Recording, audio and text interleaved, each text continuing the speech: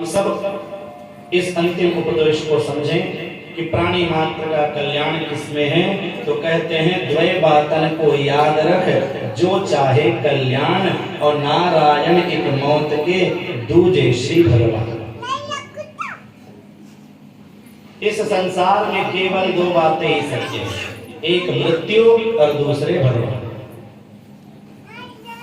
भगवान है, भगवान की सत्ता है, यह निश्चित है, तभी यह संसार दिखाई दे रहा है। और मृत्यु है, ये भी निश्चित है।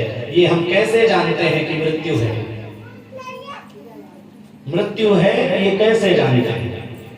क्योंकि प्राणियों का जन्म है, इसलिए मृत्यु है। जिसका आदि है उसका अंत भी होगा, और जिसका अंत है तो मध्य होना स्वाभाविक बात है। जैसे हम समुद्र के एक छोर को देखकर यह अनुमान लगाते हैं कि दूसरा छोर भी तो होगा, तो इस जीवन रूपी छोर का एक छोर है जन्म और दूसरा है मृत्यु। संयम, सेवा, साधना, सत्पुरुषों का संग, और ये चारों करते तुरंत मोह निशा को भंग। संयम, सेवा, साधना, संयमित रहें, सेवा की भावना रखें, साधन और साधना के माध्यम से भगवान को साधने का प्रयास हो, और सत्पुरुषों का संग। अंत में भगवान उद्धव जी को कहते हैं, जो कोई प्राणी बड़े प्रेम से इस आख्यान को श्रवण करेगा, श्रवण कराएगा, कीर्तन करेगा, स्मरण करेगा, वो सब मेरे श्रेष्ठ भक्त कहलाएंगे और उनके समस्त मनोकामनाओं की पूर्ति होगी। इस तरह भगवान ने आज उद्धव को दिव्य उपदेश दिया है। उसके बाद कहते हैं गच्छोद्धव, हे उद्धव, अब आप तीर्थाटन इत्यादि के लिए निकलिए और इस ज्ञान का प्रचार प्रसार करिए। लेकिन किनको करिए? जिनके अंदर भक्ति, श्रद्धा, विश्वास है उनको। दंभ पूर्वक आचरण कर रहे हैं, जिनको भगवान के भक्ति नहीं है, विश्वास नहीं है, श्रद्धा नहीं है, उनको यह ज्ञान फलित नहीं हुई।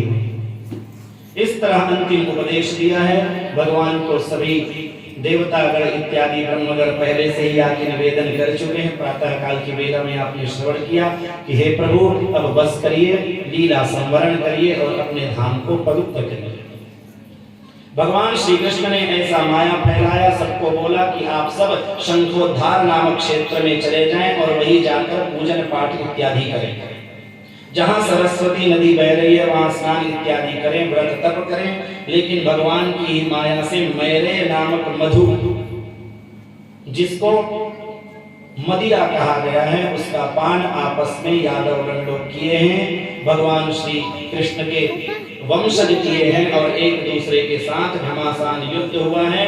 और वही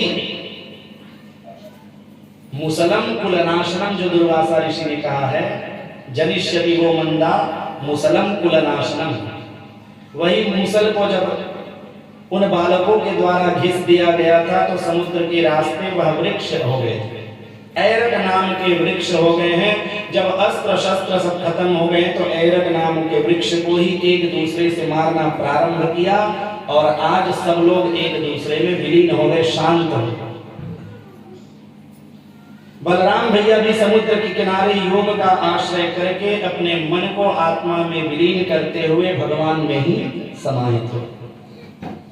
उसके बाद भगवान श्री कृष्ण द्वारिकानाथ भी एक पीपल वृक्ष के नीचे अपने पैर के ऊपर पैर देकर अपने अंगूठे को हिलाते हुए मृगस्याकारं तच्चरणं विव्याध मृगशंकया, व्याध ने मृग की आशंका से भगवान श्री कृष्ण के ऊपर बाण छोड़ा है, आकर क्षमा याचना किया है। भगवान ने कहा कि ये जो कुछ भी होता है वो मेरी इच्छा के बिना नहीं होता, इसलिए तुम्हें घबराने की जरूरत नहीं है। मां भैर जरे तुम उत्तिष्ठा काम एष कृतो हि में, ये जो कुछ भी हो रहा है मेरे कारण ही हो रहा है, मेरी इच्छा है इसलिए हो रहा है। आपको डरने की आवश्यकता नहीं है। वहां जरा नाम के व्याध ने भगवान की परिक्रमा की। भगवान ने अपने जाने से पहले उनको अपने धाम को भेज दिया। उसके बाद भगवान श्री कृष्ण सबके देखते देखते इस मानव शरीर का त्याग किए हैं और अपने स्वरूप में स्थित हुए हैं। मुक्ति का लक्षण कल आपको बताया था, आज प्रातः काल बताया था। मुक्ति हित्वान्यथा रूपम स्वरूपेण व्यवस्थिति, अपने अन्यथा रूप का त्याग करके अपने वास्तविक स्वरूप में आ जाना ही मुक्ति का लक्षण है। और 11वें स्कंद का लक्षण ही मुक्ति, 12वें स्कंद का लक्षण है आश्रय। आइए इस आश्रय रूपी स्कंद में प्रवेश करें।